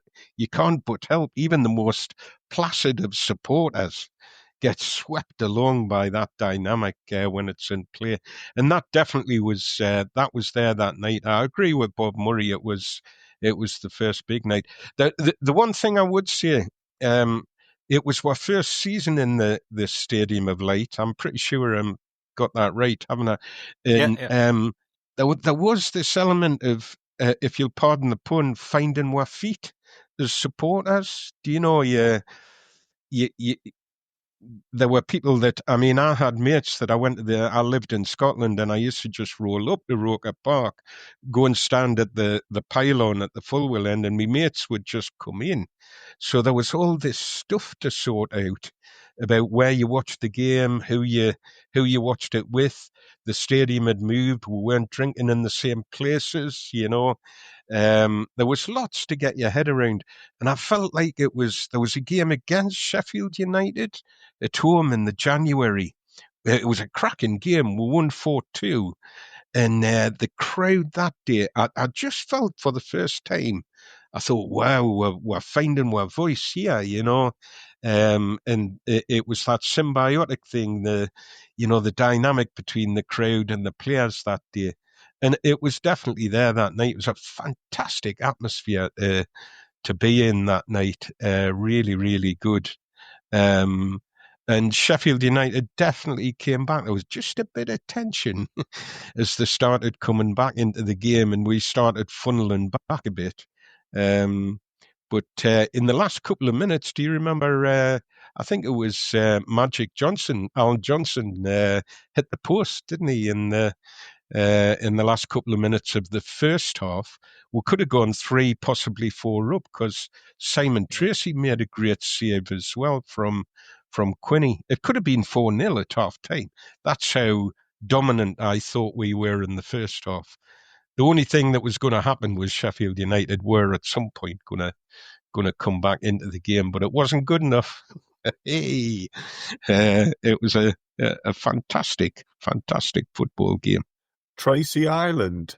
You said the goalkeeper was Tracy, so a bit of an international rescue there for Sheffield United. Hey.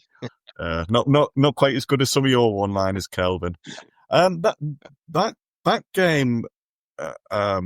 You're talking about the move to the stadium, and there's a lot of memories for a lot of people. That's a period we all, I think, remember quite well.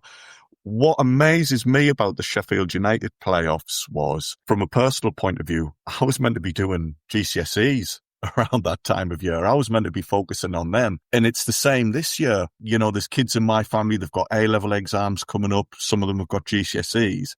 I thought you were just going to tell us you're a really slow learner there, Andrew. Well, I am, yeah. I'm doing my resits next year. But it always staggers me that these points in your life that you should be focusing on other things, I couldn't give a nick. I was just bothered about that Sheffield United game and the Charlton final at Wembley coming up. And it's the same now with some of the girls in the family. My mum and dad must just look at me in despair and just think, why are you encouraging them to be talking about the playoffs and not be doing a bit of revision? And this club of ours it just takes over. It's crazy. And life would be far worse without it, wouldn't it? Exactly. Talking about finding your feet at the Stadium of Light, I can't remember at all if we were still doing this by the time the playoffs came around. But when we started off at the Stadium Light, they played James Brown after every goal, didn't they? I Feel Good came over as obviously quite an Americanized thing, new stadium, all that sort of stuff. The biggest memory I have of that was, one of the early games at the Stadium Light. I think we had a little bit of an indifferent start. We'd beaten Man City at the Stadium Light, but then I think the Norwich game that you referenced earlier, Chris, with Quinney, we got beaten, a couple of draws. 2-0 down at home to Borough, and obviously Borough fans are in full voice, and Sunderland fans are swarming out. I think Martin Smith got a very late consolation goal, and I Feel Good by James Brown came booming over the tannoy, which of course all the Borough fans joined in with. And I don't know if that was the end of that for I Feel Good after a goal, but certainly in my mind it absolutely was. So the other thing that you talked about finding our feet, you talked about that early phase, and I think it was the Norwich game, because what they hadn't thought of at the Stadium of Light, they hadn't thought of the tunnel, and there was nothing there to start with. It was just the concrete, and the players walked in. Nice. And then after, I'm pretty sure it was that Norwich game, that people were leaning over the concrete at the side and spitting at the players.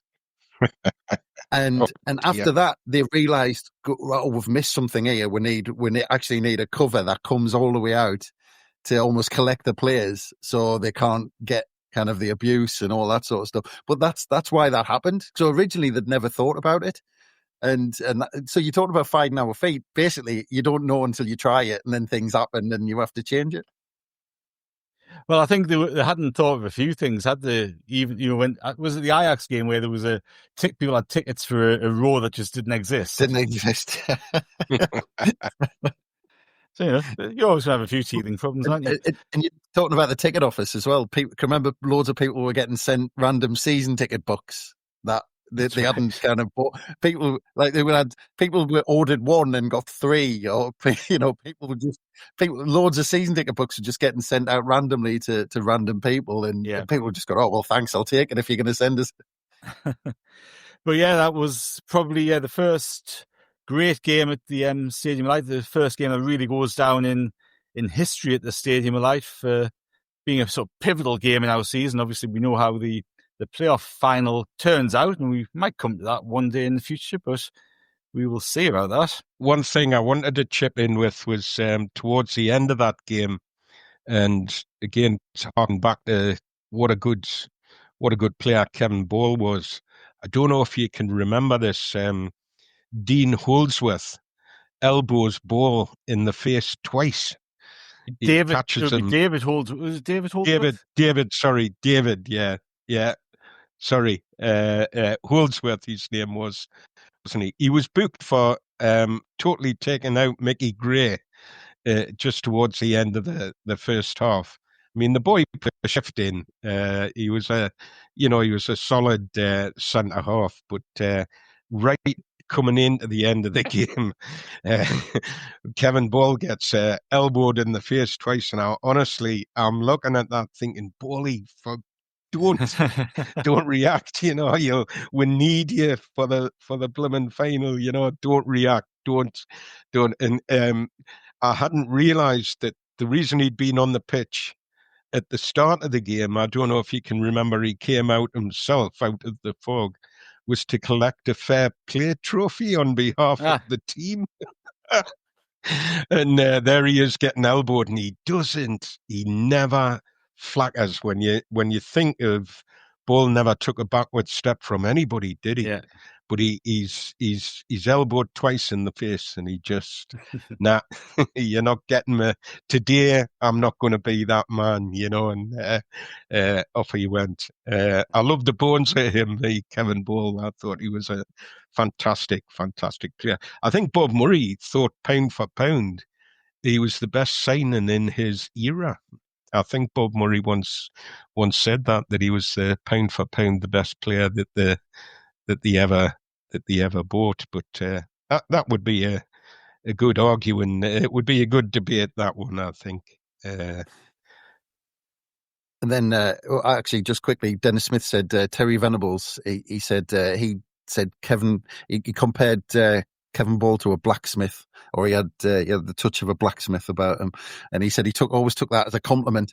But the other thing, very quickly, just about the end of that game, when you look back, Kevin Phillips, you're talking about playing attack, and Kevin Phillips was brought off with about 15 minutes to go, and you wonder, because remember he came off at Wembley as well, whether he was kind of carrying a knock and stuff like that. So, you take things that into account, that, we were trying to maybe nick another goal and he was brought off. I thought Phillips picked that injury up in just about the first 5 minutes of the game. I don't know if you can remember, there was like coming together with, I'm sure it was Simon Tracy, the Sheffield United keeper. There was a bit of a coming together, and he seemed to be hobbling on his ankle for me. Seemed to be favouring that. I'm sure that was the injury that was troubling him at Wembley as well. Yeah, I think it probably was. Yeah. It didn't stop him from doing the business. That first goal he scored was he was some boy for the goals. He was a fantastic capture for us. So he was. It's funny you mentioned David Holdsworth there, Kelvin, and that always really threw me, because David Holdsworth and his twin brother Dean was a silky striker who looked as if you could probably bully him a little bit, and David was a gnarly centre half who'd no hesitation getting stuck in, but they were identical. So it was really challenging from a visual point of view to see one playing one style and one completely the opposite style. Not like the Linegan brothers, where they were the same person. Exactly.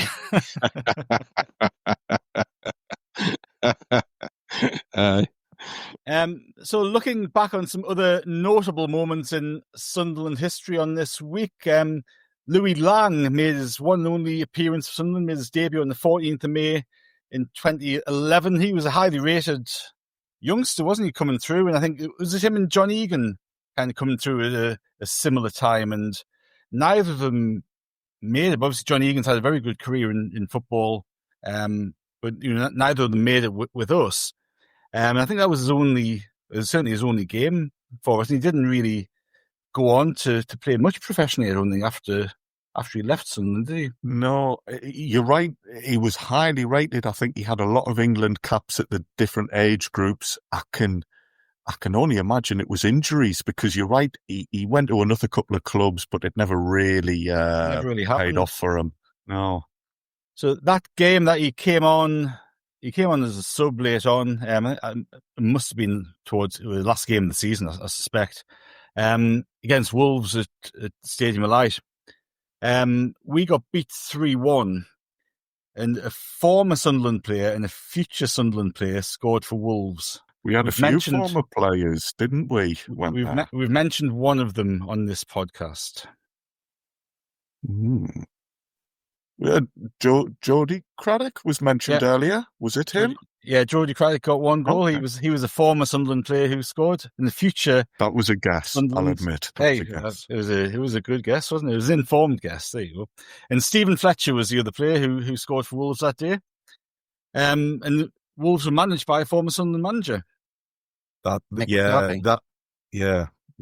I think that's why we had a few former players there, didn't we? That's right. Yeah, Big Mick was in the opposition dugout that day.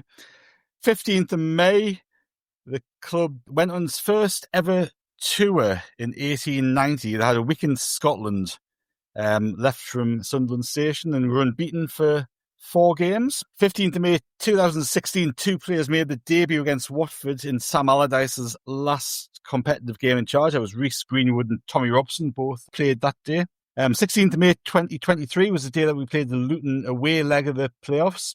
And a few years earlier on the same day, that was the day when Lee Cattermole fought Portsmouth at Fratton Park in the semi-final second leg in League One. Back in 1943, on the 16th of May, Roker Park was actually damaged by some German bombs. And on the 17th of May 1970, we had our first competitive European experience away from home, playing Lazio in the Anglo-Italian Cup.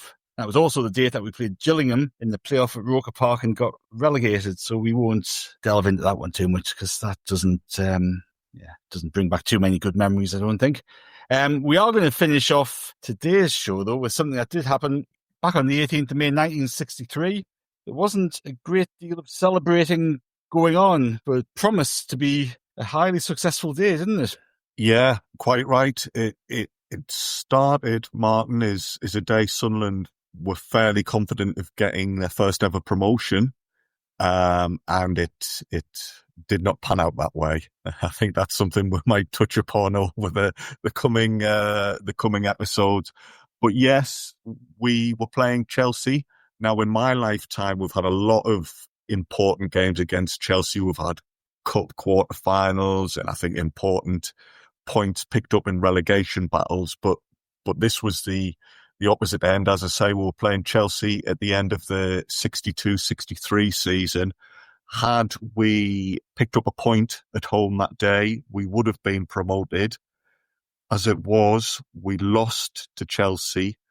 They had a game in midweek afterwards, which they won. They absolutely thrashed Portsmouth, and that meant that they overtook us. They went up as runners-up, and I think it was goal average they went up by, and it was something like 0.4 of a goal. So tight margins, and not an enjoyable end of the season for us, sadly. You say it was 4 points difference between the two clubs going into the game. 2 points for a win, obviously, back in those days. Chelsea come and win 1-0 at Roker, but as I say, they still needed a massive goal swing to actually get that goal average up and to finish the season off with a 7-0 win over Portsmouth. And we finished our season, so they had a game in hand left at the end of the season, which again, that's something that wouldn't happen these days with a team having a game in hand to be played after the season's fixtures have been fulfilled by everybody else. And I think Alan Brown had, he obviously overseen Sunderland's first relegation. He'd had, was that the fifth season he'd had down there? Yeah, I believe so. I mean, Alan Brown, a bit similar to the previous episode when we spoke about Bob Kyle coming in on the back of a financial irregularities. Alan Brown also came into the club on the back of the famous Mr. Smith incident. Again, the club were investigated. There were a lot of fines or a lot of bans handed out. Alan Brown had been a police officer before establishing himself as a senior professional. So I think he had this reputation as a disciplinarian. He was brought in the aftermath of those payment scandals to try and, just tighten up and get the club back on an even keel. But you're right, it took him 5 years to 6 years, in fact, because his first season we were relegated. It took him a long time to pull the club round and kind of get us over those problems with the relegation and the payment scandal. He had a reputation of introducing youth players. He had a reputation of new training techniques. Kelvin might know. Stanley Rouse, was he the head of the FA? I believe. Kelvin, was that his position? Yeah. He was aware of Brown's way of doing things, and he was the one who encouraged Brown after he'd retired playing. He was running a restaurant in the 50s, but Rouse came along and said, listen, I think you've got something to offer the game. He got into coaching. He went to his former club, Burnley, started building up a reputation so that when Sunderland were in real trouble, he was the ideal man to bring us in and slowly get us back to a position where we're looking at promotion. He was a taskmaster, but never asked anybody to do anything that he wouldn't do himself. The amount of players from that era who hold him in high esteem, and even as the era wore on a bit, players like Bobby Kerr, he'll tell some great stories about Alan Brown and about his ethics, his morals.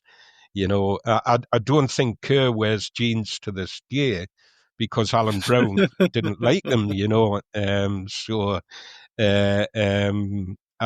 was an upright kind of character, Alan Brown, wasn't he? But he did have this reputation. Brian Clough thought the world of him.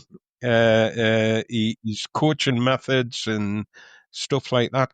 Cloughy rated him, and I seem to remember reading somewhere, I cannot remember where, that Roy Keane, who fashioned some of his management style on Clough, when he came to Sunderland, he was always, it was Rob Mason, I think, spoke about it and wrote about it, that Keane was always wanted to know what Alan Brown was like and what he was up to. So he was a man whose reputation was certainly fashioned here. And the youth players that he brought through, some cracking players, and set in place for that almost the decade of the 60s. Some fantastic players coming through that I was lucky enough. I used to be taken to youth games and was lucky enough to see a lot of them lads taking that first step. Todo and Colin Suggett and a whole host of players. Billy Hughes, Bobby Kerr. Fantastic ability to attract players with the help of Charlie Ferguson. The head scout used to bring in a lot but they had a great working relationship. I think Ferguson and Brown, I think they had a really good, tight relationship.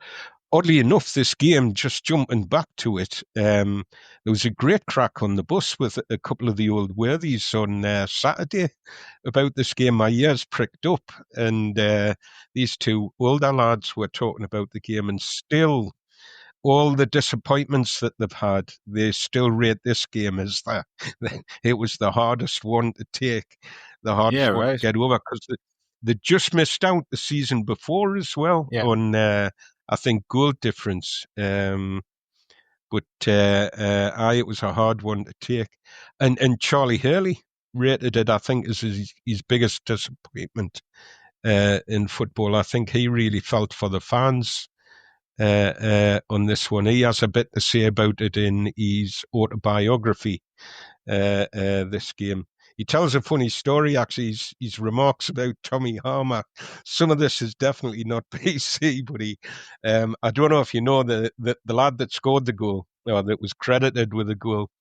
He was a little lad, and Hurley described him as Harmer, that bloody dwarf. He once ran through me legs and never touched them. He was, and he Hurley contacted the Portsmouth captain. You know, when you were on about the goal difference, after the game, he contacted the Portsmouth captain and tried to G him up and say, "How get your lads to do their best." He was quite open about that he'd contacted him and tried to get them to put a shift in. Tommy Docherty as well was the Chelsea manager. Actually, when you look at that Chelsea team, and it's just because these were young players that I can remember as a young lad thinking, wow, that Chelsea team, there were parallels with where we are. They'd thrown away an 8-point lead. They'd been leading the division, heading up, an 8-point lead at Christmas, and they hadn't won an away game since Christmas either. I got all this from the two worthies on the bus. They hadn't won an away game since Christmas, and they came to us. And Tommy Harmer, the ball goes in off his ghoulies, apparently. And Tommy Docherty had just bought him. And one of the reporters asked him after the game, he said, what do you think about your new player, Tommy Harmer? And he says, well, I don't know what to make of him as a player, but he's got the most expensive bollocks in football at the moment. So he was never short of a quip like Docherty. He for that game as well, and one of the old boys told us this. He said the Docherty, he always had a plan, and Charlie Hurley backed this up. When I got home from the game, I went and had a look at his autobiography to see whether this was there. And the old boy on the bus was right, because Docherty got a player called, he was an old centre-half called, I'm saying old, he was 28, Frank Upton, and he played him up front right on Hurley. He just said to Upton, go and stick on him and kick him any chance you get, and just put him right off his game. And Hurley admits in his book that it did bother him, it did affect him. But they had some fantastic young players, Chelsea. You know, Peter Bonetti, Ron Harris, McCready, Barry Bridges, Bobby Tamblyn, Terry Venables. They were all they all grew in the 60s. Part of that's, you know, the 60s revolution. They all grew into fantastic players, them lads. But they came and they kicked, according to the old worthies, because I wasn't at that game. I wasn't old enough, but the old worthies said they just came and kicked off the park. And Stan Anderson said we created loads of gilt-edged chances and missed them all. So terribly, terribly disappointing. Anderson, and I had heard this story before. Sorry, I'm going on a little bit now about this. It's just remarkable. This Tyne-Tees Television have you heard this story, made a documentary. They came and did a programme on Sunderland being promoted from that game, but they did it on the Friday before the game. Anderson was furious about it. He didn't want to do it. He was a little bit superstitious, Anderson, and he didn't want to do it. He didn't want to do this program, but he was told he had to. So they recorded this program the day before the game, and of course, look what happened. Sorry, I've gone on a little bit there about. No, it's all good. Just the old worthies on the bus. It just felt like I think they'd been listening to us the week before, and But that was them. It was still their biggest disappointment in football, them two. And there must be, I think the two of them first started watching in the late 50s.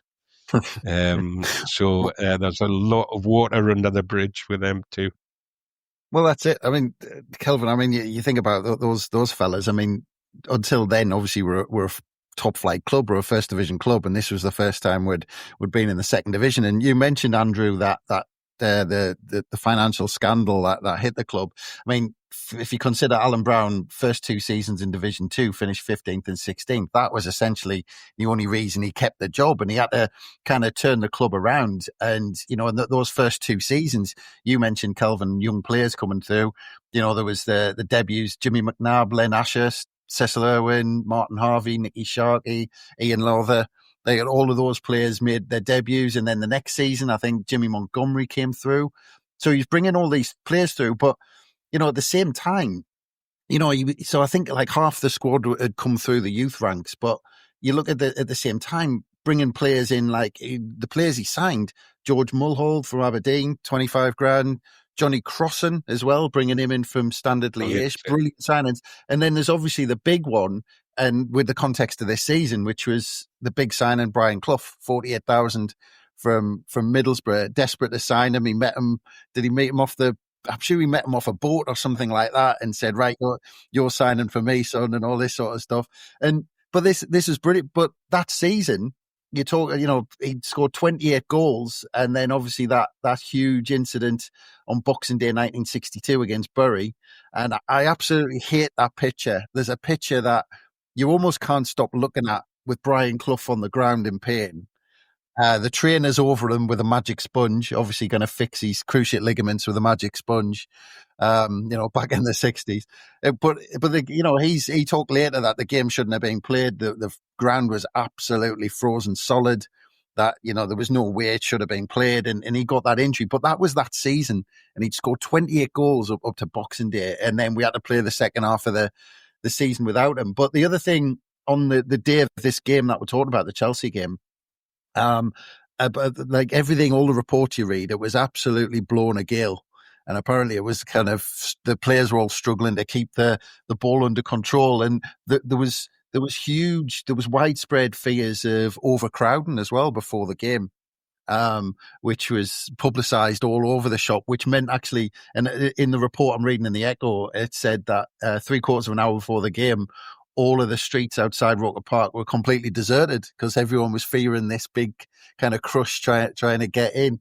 And the last point I'll just say was, I think you talked about missed chances, Kelvin, but from the reports, Peter Bonetti was, you know, he was famous later for not being great for England. I think that if you think of Peter Bonetti, it's that link with England not being great and replacing Banks and that. But on this day, he was absolutely flying, and nothing went past him. You're right, Chris. Bonetti was fantastic on that day. I think this is a big date because there's a lot of Sunderland stories all culminate on this day. So things both of you have touched on there, gents.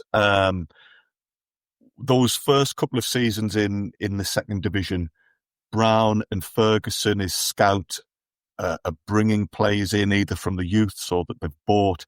Those first two seasons, big culture shock in the second division for us. We used 26 players one year, 25 the next. And then when you fast forward to when we were promoted in 1964, I think we only used 17. We didn't sign any players in the promotion year because the seasons before that, Brown is slowly putting into place those building blocks of the team. It did mean that in 63 we weren't quite right. We failed on the final day. Clough being injured was an issue because up to Boxing Day his record was a goal a game virtually.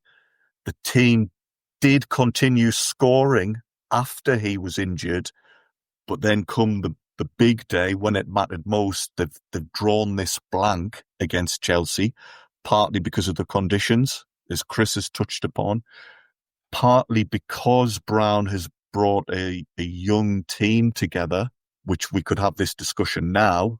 Sometimes Sunderland have got a lot of great players in the current day, but there's an argument about, do we need a little bit more experience? And we're against a team in Chelsea who, without wanting to point the finger too much, bullied us. That lad you mentioned, Kelvin, who was up against Hurley, Frank Upton, this was in a period when players being cautioned was quite rare, but after the game, Upton was fined for what was referred to as consistent misconduct in the game. So they've seen that Sunderland are a young team, an attacking team. We were able to create chances, but they've tried to kick us off the park, and our inexperience means that we perhaps let our hearts rule over our heads in the game. And a couple of times when we could have been a little bit more clinical, a little calmer, we've fluffed our lines, sadly. Something else I would just touch on as well, just ironically, we're talking about Chelsea kind of being a bit physical in the game. Brown had his history as working for the police force. The referee that day was actually a senior police officer, from what I can gather, a fella from Halifax called Les Tyerbuck, who I believe was quite a well-known ref. He was in charge. Perhaps, though, the way the game was played then, it wasn't as easy to blow up for some of these fouls and some of these more aggressive tactics. And to put it mildly, Chelsea did a job on us. They did a number on us that day. What's interesting when you look at the age of some of the Chelsea team, bearing in mind that Ron Chopper Harris was playing that day. He was just 18 years old. Eddie McCready, Barry Bridges, Bobby Tamblyn, all just young 20-year-olds, but it was the rest of the team that surrounded them, including Tommy Harmer, the goal scorer. He was a lad that could put his foot in and did regularly put his foot in. I think it was one of the problems with him at Spurs. Yeah. Well, that was it. From what I gather, Harmer actually was at Spurs for a long time. He was only at Chelsea a short period. He didn't play too many games. And of course, typical Sunderland, the only goal he scores for Chelsea is against us.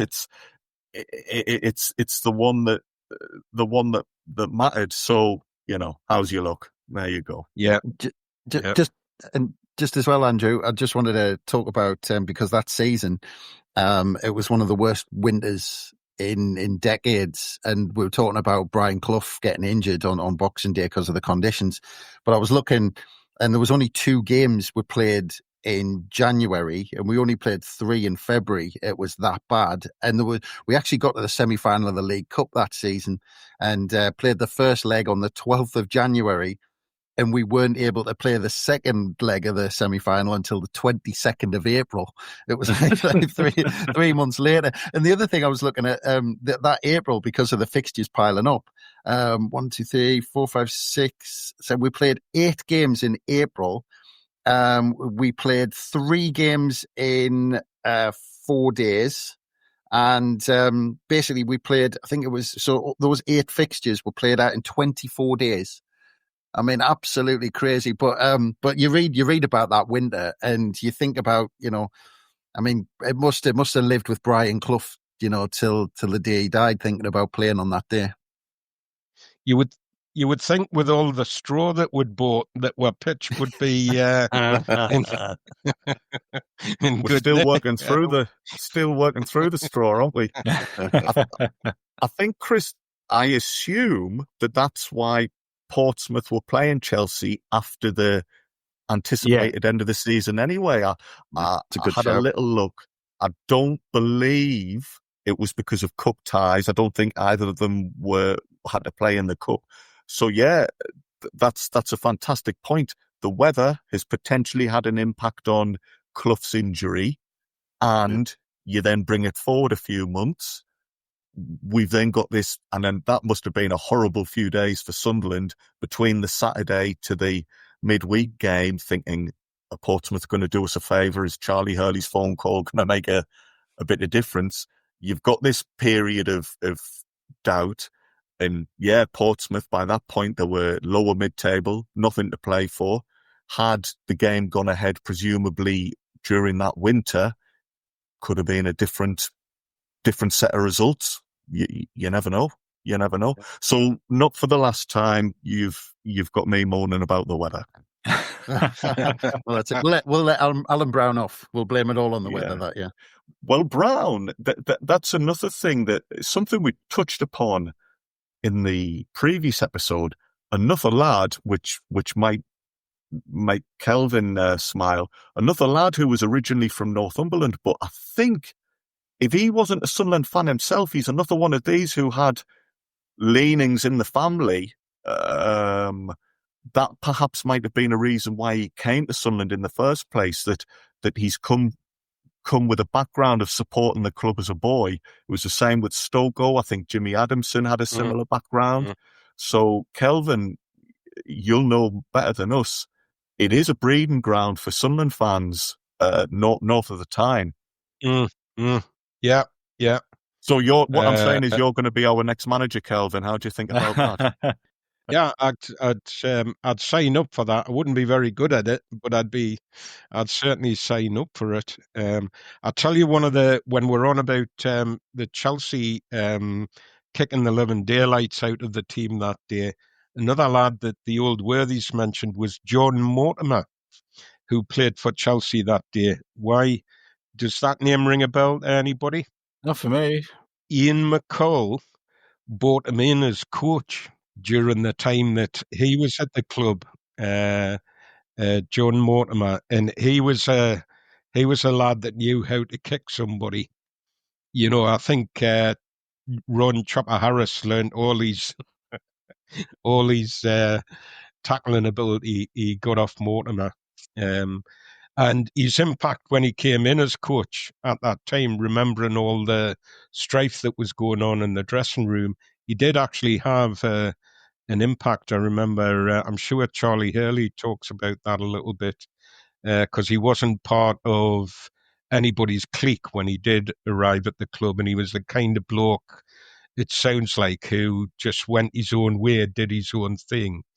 But he was another lad, hard as nails kind of character, who did the business that day for Chelsea, in no small way. I think he somersaulted George Hurd in the game. He tackled him, and George Hurd, mind he was fond of a bit gymnastics, Hurd, on the pitch, but he wasn't doing it voluntarily. I think he went head over heels after one of Mortimer's tackles. But just another link, you know, when you're seeing things coming together. It was another little strange link that I hadn't been aware of. It was these old boys that on the bus that put me onto that one. I hadn't been aware of that.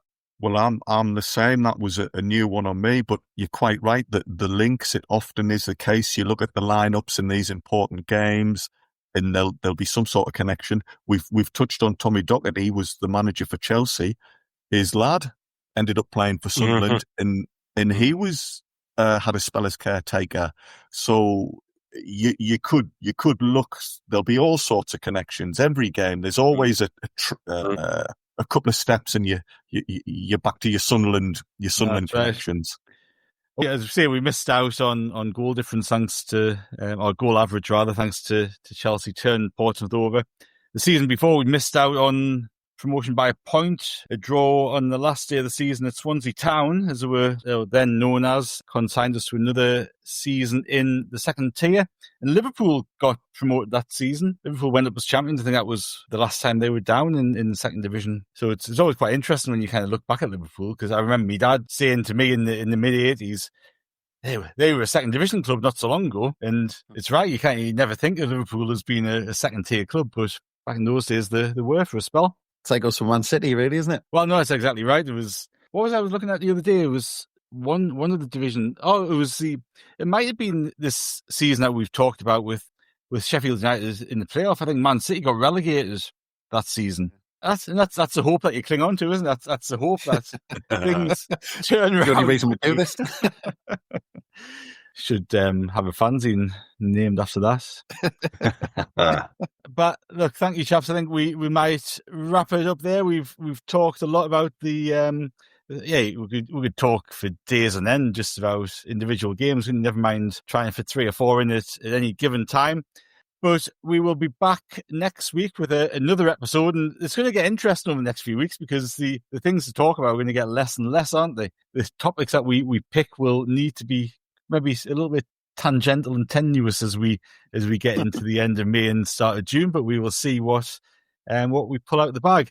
And to give you a little taster of what we have lined up for you next week, Andrew is going to give you a few little hints. Yes, it's similar to the Gordon Armstrong one, which I'm sure had people, on tenterhooks all week trying to work out. Another former player who was born in Melton Mowbray in February 1953. I believe Melton Mowbray's Leicestershire area, which would make sense because we signed this player.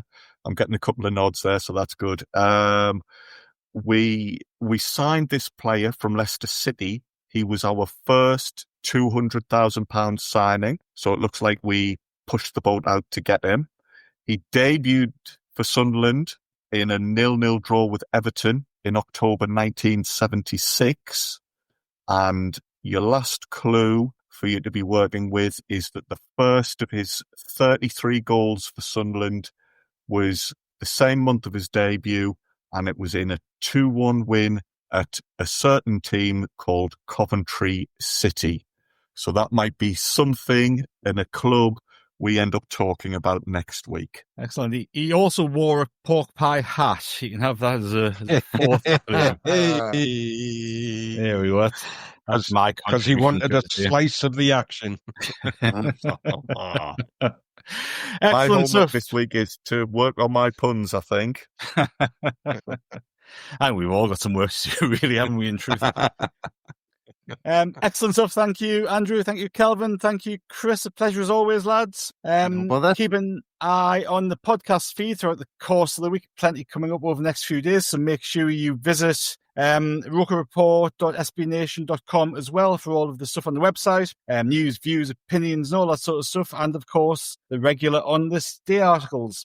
If there is anything you'd like to see us or hear us talk about over the next few weeks, drop us an email, awaythepodcast@safc@gmail.com. And if you've got any memories of anything that we've talked about on this episode or last week's episode, write in and share them with us. We'll read a few of the best ones out over the next few weeks. So keep those things coming in.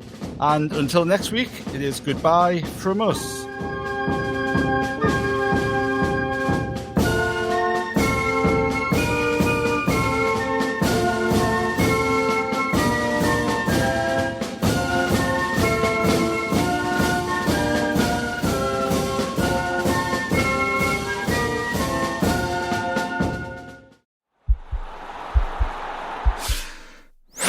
This podcast is part of the Sports Social Podcast Network.